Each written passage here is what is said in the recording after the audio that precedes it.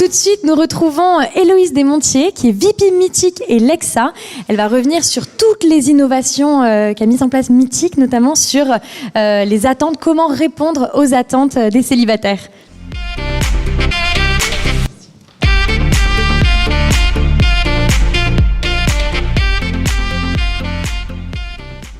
Bonjour à tous, donc je m'appelle Héloïse Desmontiers, je suis la VP de Mythique dans plusieurs pays, dans 7 pays. Et donc la thématique de ce matin, vous la voyez, on est vraiment autour de comment on réinvente le marketing. Chez Mythique, pour ce faire, on n'a qu'un seul mot à la bouche, c'est l'innovation. Mais pas l'innovation pour se dire « Ah, c'est cool, on est une boîte digitale dans le vent et on fait de l'innovation, c'est super ». Non, absolument pas. L'innovation au service d'une seule chose, la rencontre et le fait que les célibataires puissent démarrer une vraie histoire.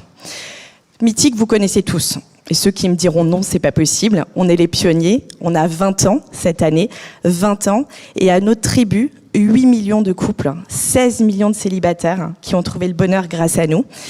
Et ce chiffre qui fait notre fierté au quotidien en tant qu'entreprise, elle est possible vraiment parce qu'on a cette innovation qui est chevillée au corps. Alors quand on parle d'innovation dans une boîte tech, on pense tout de suite fonctionnalité, feature, produit. Évidemment, on n'est pas en reste, mais c'est pas le sujet de ce matin. Moi, vraiment, ce dont j'avais très envie de vous parler, c'était comment on arrive à se renouveler pour s'adresser aux célibataires. Donc, évidemment, on a une stratégie offline et online très forte. On est always on en télé, always on quasiment en radio et always on sur les plateformes digitales les plus connues. Mais l'idée, c'est aussi de rajouter de la créativité, de réussir à cibler, à parler aux célibataires au bon endroit et au bon moment, et c'est toutes les initiatives que je vais vous dérouler.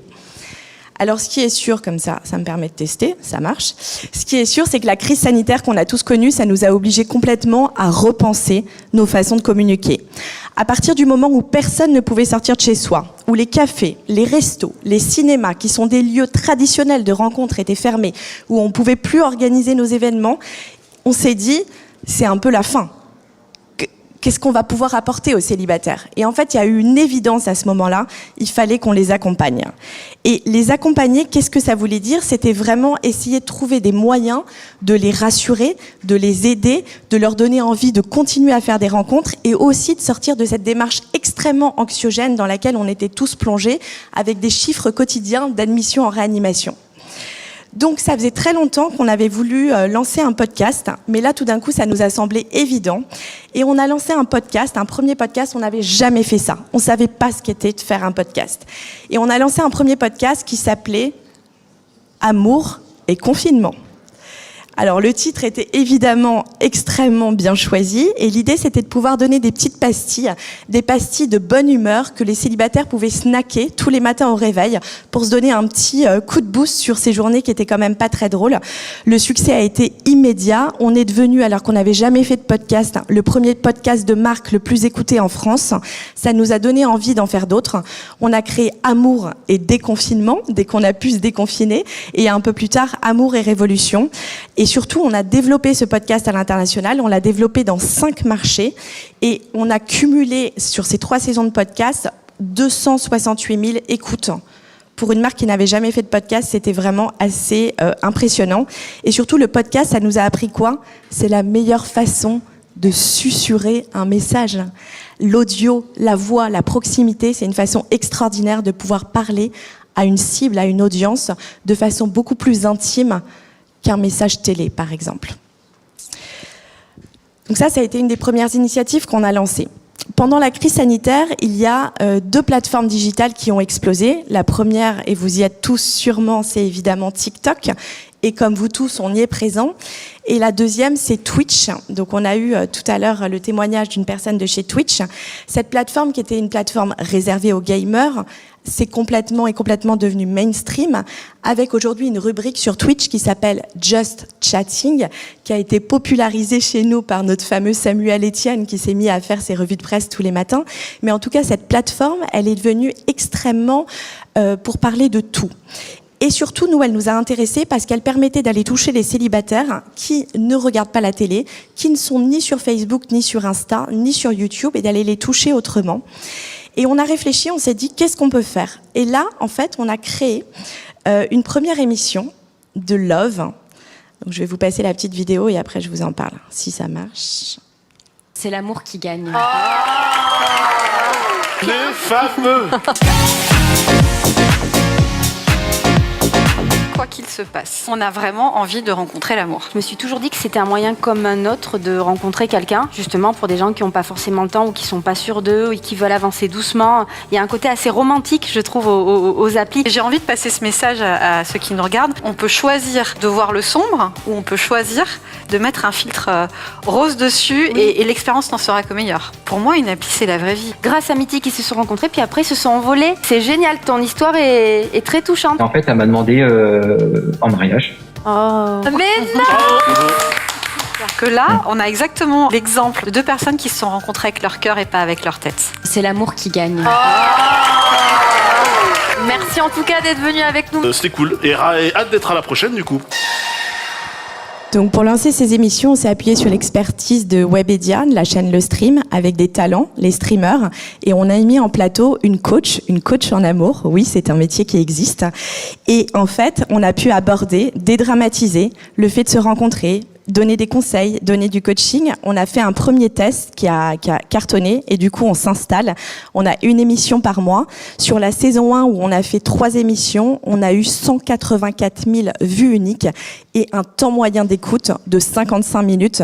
Pour la petite anecdote, la première fois que j'ai vu ça, j'ai cru qu'il manquait une virgule, que le temps moyen était de 5,5 minutes. Non, les gens sont restés 55 minutes à regarder ces émissions de Love Coaching sur Twitch. Donc c'est une plateforme qui est extrêmement intéressante à étudier et surtout sur laquelle il y a un engagement qui est extrêmement fort avec beaucoup d'interactions en live. Toujours dans un souci d'aller parler aux célibataires de façon différente et audacieuse, on a voulu miser sur l'humour et on a fait un partenariat assez unique avec une célébrité que vous connaissez tous, qui s'appelle Jonathan Cohen. Et donc, on a sponsorisé La Flamme sur Canal+, qui était une parodie d'un dating show à l'américaine. Et surtout, on a travaillé avec Jonathan Cohen de façon complètement créative. On l'a laissé s'incruster dans notre copie télé. C'est-à-dire que je vais vous montrer cette vidéo si vous l'avez pas vue. Jonathan débarque dans la copie télé de Mythique, la copie télé qu'on voit classiquement.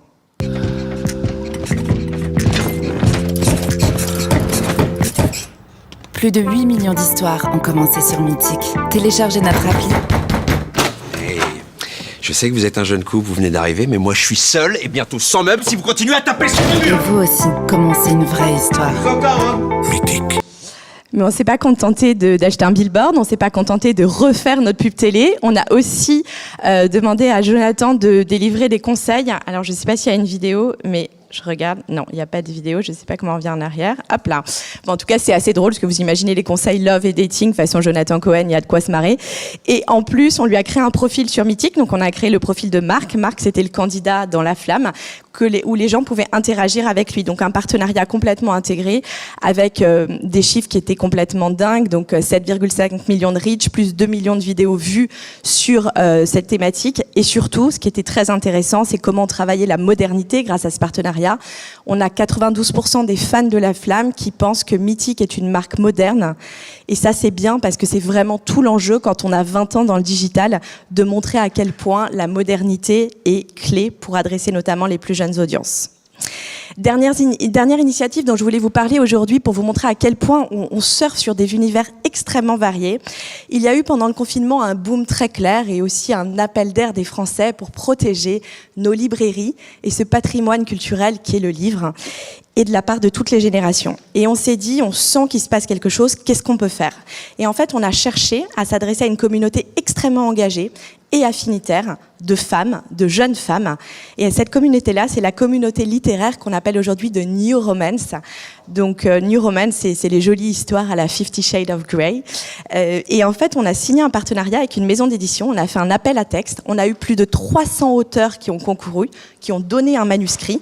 Et on a primé, au final, une auteure de 21 ans, primo-romancière, qui voit en ce moment son livre dans les librairies, auréolé de ce joli bandeau Prix Mythique 2021. Et au-delà du livre, du produit physique, pour une boîte digitale, avoir un produit physique, c'est extraordinaire. Au-delà du livre en tant que tel, on a eu un relais extraordinaire sur les réseaux sociaux, un engagement très très fort et un livre qui se vend comme des petits pains. Donc je vous l'avais dit, c'est vraiment notre façon d'être chez Mythic. On a l'innovation chevillée au corps et surtout on ne s'interdit rien. On est dans une logique très test and learn, qu'elle soit très digitale, mais toujours avec du contenu extrêmement affinitaire, extrêmement qualifié. Vous en doutez, en 2022, on a énormément de choses déjà dans notre hôte.